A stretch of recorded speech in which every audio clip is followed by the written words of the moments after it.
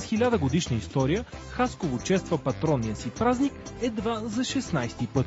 Хасково е хубав град. Центъра така като седиш е много приятно.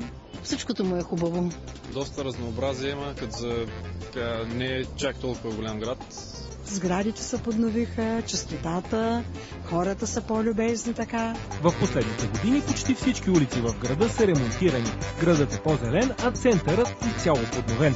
Кризата сега спира общината да продължи инвестициите, но това ще отмине, категоричен е кметът Георги Иванов. Проблема в Хасково не е кризата.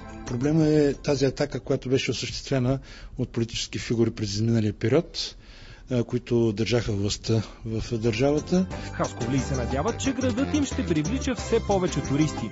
Има защо. Тук, според книгата на Гинес, се намира най-високата в света статуя на Богородица с младенеца. Покровителката гледа към града от най-високото му място, а самият монумент е висок над 30 метра. Хасково вече се гордее с най-голямата статуя на Богородица в света. Съвсем скоро, на метри от нея, ще бъде разположена и камбанария, чийто звук ще се чува на километри от тук.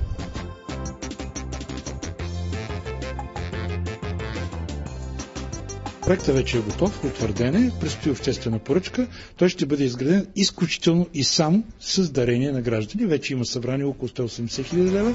Тържествата за Деня на Хасково тепърва започват. Те ще струват на общината 100 000 лева.